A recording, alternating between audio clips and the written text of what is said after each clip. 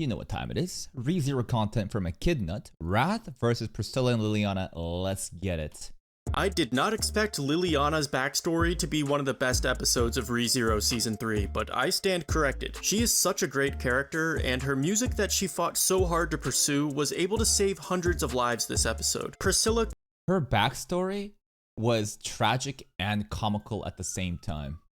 There's something hilarious about a tiny lolly just like suffering, spinning around in a river with dizzy eyes, or even her putting a paper bag over her head when she figures out that her mom and dad has basically made a new Liliana. It's like tragic. It's sad.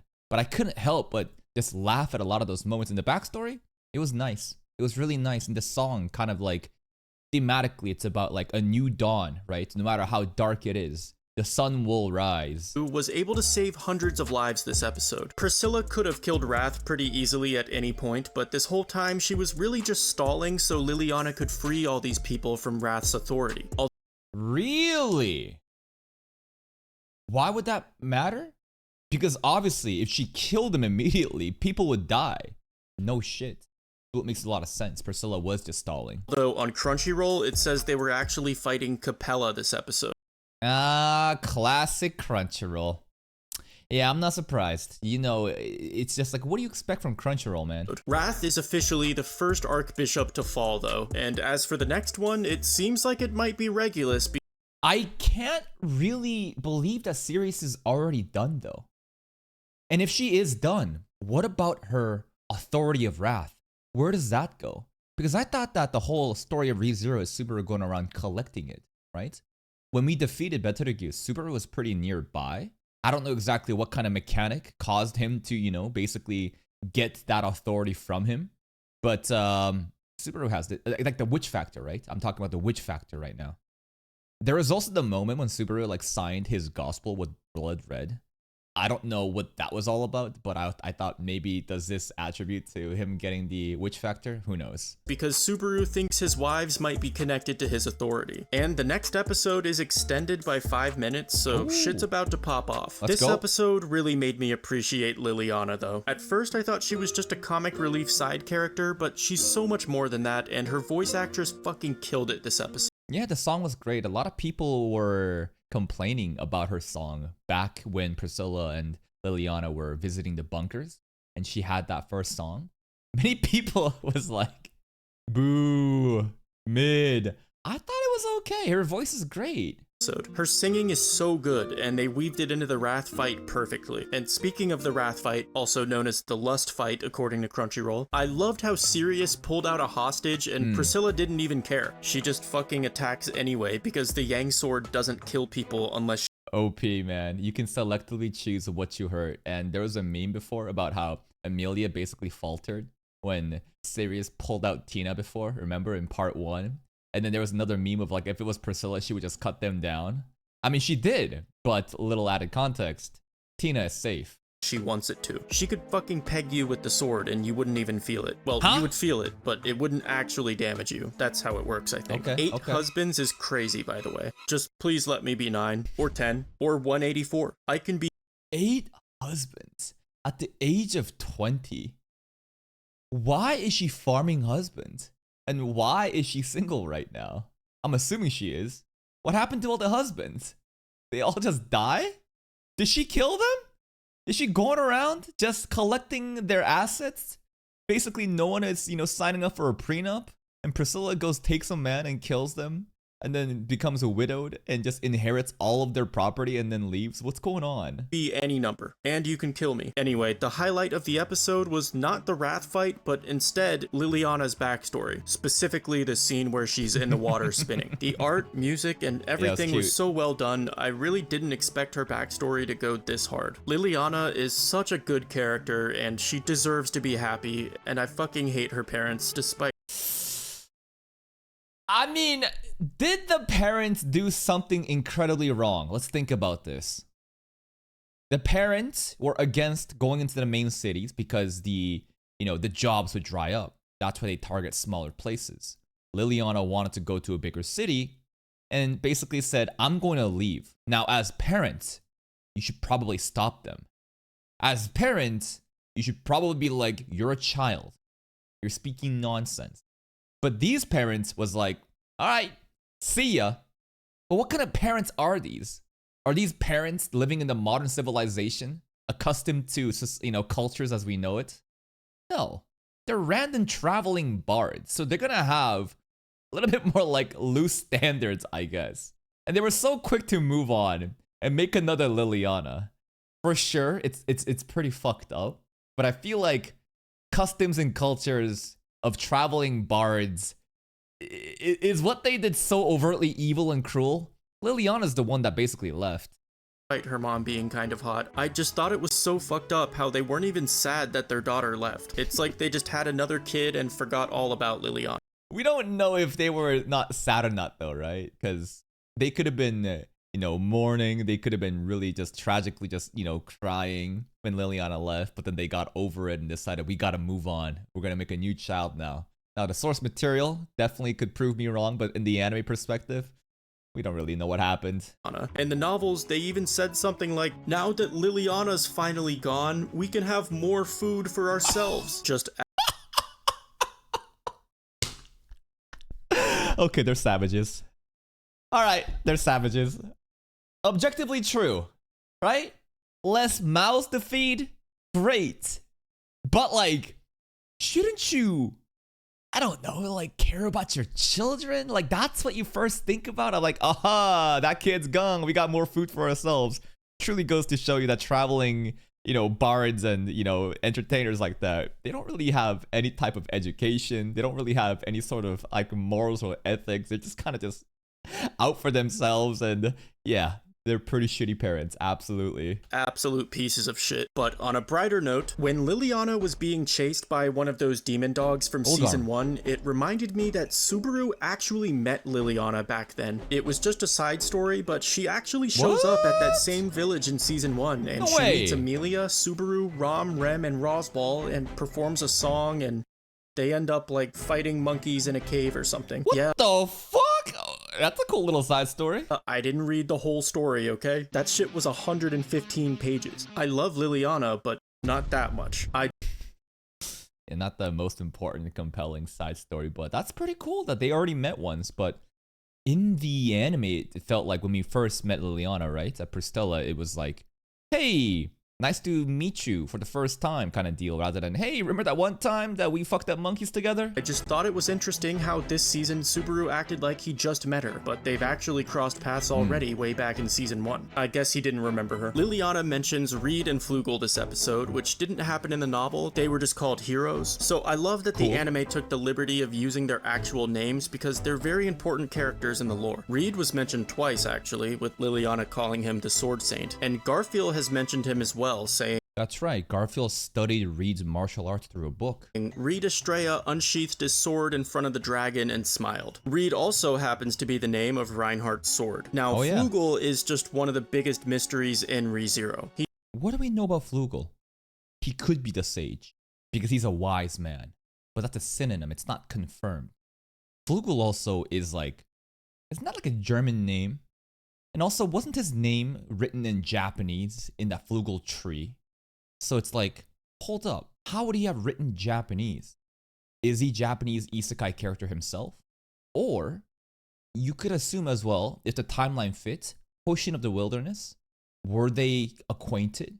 Could Hoshin of the Wilderness be the one that wrote it or even taught Japanese to others? What happened? He grew the Flugel tree that we cut down, which had Flugel was here written on it in Japanese, and Betelgeuse said, apologies Flugel-sama, right before ingesting the sloth factor. A lot of people think Flugel was Subaru in the past, or aw shit. Subaru is Flugel. Flugel is Subaru, but Subaru is Al. Al is Flugel. Flugel is Al and Subaru. What's going on? What is going on? Something. In fact, a lot of people think Subaru is a lot of people. What the fuck? Puck is Flugel, who is Subaru, who is Al. I didn't realize the Puck equals Flugel theory existed, but okay, keep cooking. But if you want my theory, it's a really good theory. Probably a theory that you've never even heard before. Let's and hear I'm it. gonna tell you it. But first, let me rank the top 5 ReZero male character penis sizes. Roswell is number 5. That shit was swinging like a grandfather clock. Number 4 is Ricardo. Alright. Roswell's pretty hung, but Ricardo's a beast, man. Hard to compete with that. I've seen things against my will that I'll never forget. Number 3. Hey, yo, what? What do you... Wait, what? Maybe there's some art out there. There's been commissioned furry art of... I don't even want to say it. 3 is a historical figure named Reed Estrella who used to fuck dragons. Number 2 is... He did? Bro's pulling a donkey from Shrek? He made love to a dragon? Well then. Dragons. Number 2 is Kurgan. Forget about inches. This man has 8 penises and What? No, where would it exist? But there's not much space. 8? 8 arms? 8 dicks?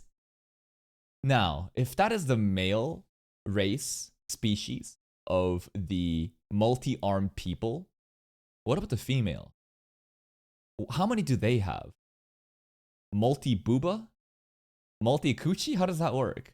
Penises. And finally, in first place is Old Man Rom. Guys, he's literally a giant. One pump from Old Man Rom could kill a woman instantly. His dick alone. He should have used that on Elsa then. Could feed the Great Rabbit for at least a couple minutes. All of that is true, by the way.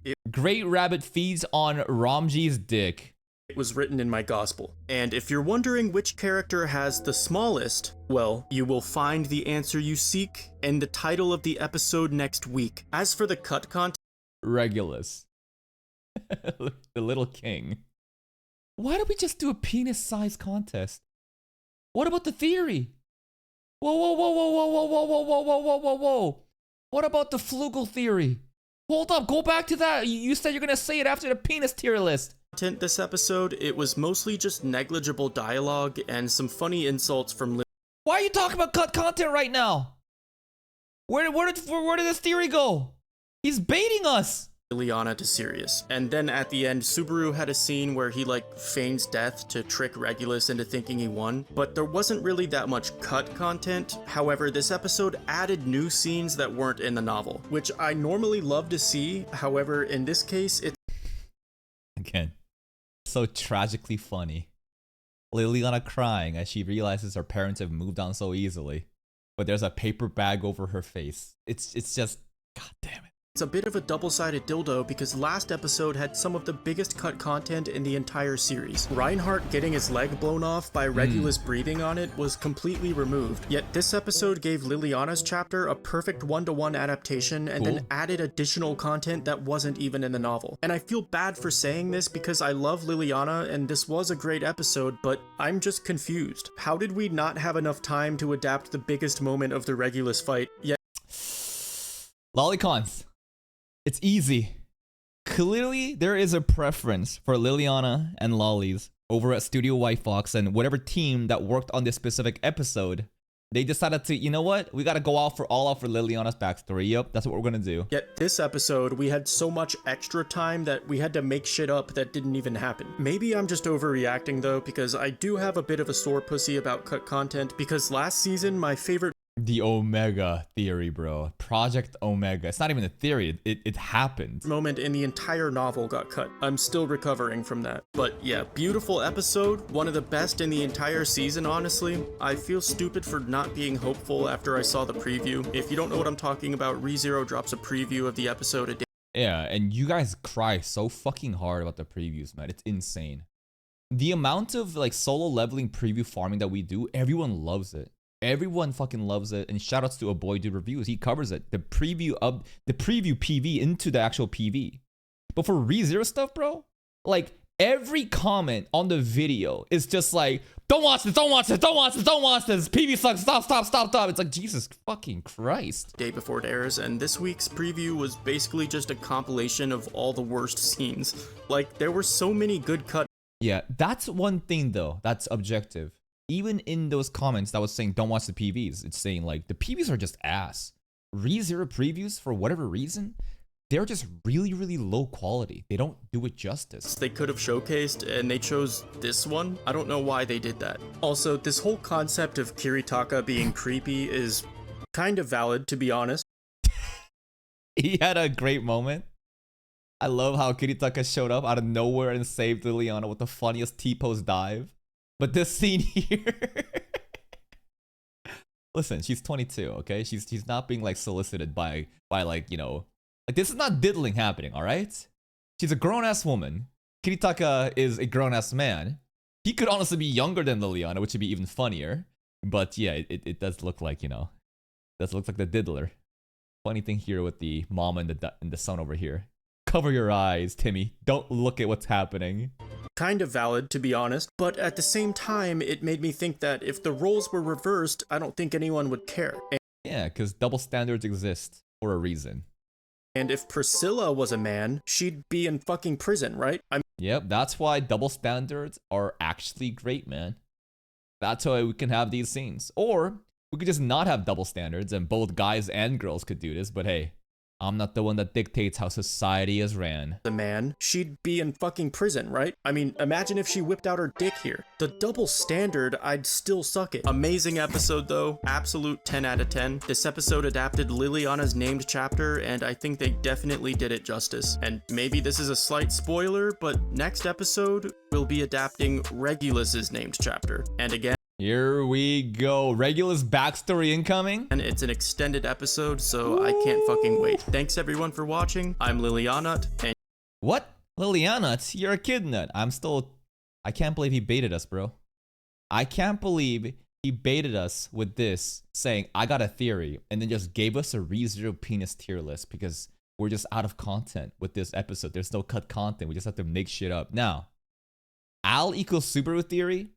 I'm still down with it, but there's a lot of push that they're actually not the same at all, which is really hard to believe considering all the evidence that we've had regarding the personality traits, regarding the similarities they have with the eyes, the structures, the height, the references to, you know, Beatrice's, you know, nickname, the way that, you know, in break time, you know, he seems to be kind of like, not jealous, but like longing for what Subaru has because maybe he fucked it up in his own timeline. I don't know. There's so many things that I guess it's just misdirection with Al. But the Flugel stuff, the Flugel stuff. I mean, one of the craziest things that we said in the season 1 stuff is Flugel's tree was planted there because he prophesied that in how many hundreds and hundreds of years later, a man would show up to utilize a tree to slay the great whale. Wouldn't that be something a wise man would do? But that's pretty much the extent of it. And I thought that Subaru is like this generation Flugel, you know? Because Subaru is also a sage candidate that was cut content mentioned in season 2. So I thought that, you know, Subaru is basically supposed to be the Flugel of this generation, but regarding their like similar identities, like that'd be crazy. But then again, time travel is incredibly involved in this show, so you never know. Please go check out Echidnut's channel. Give the video a like, bang, bang, bang. Go to the link, click the video. I'll see you next time.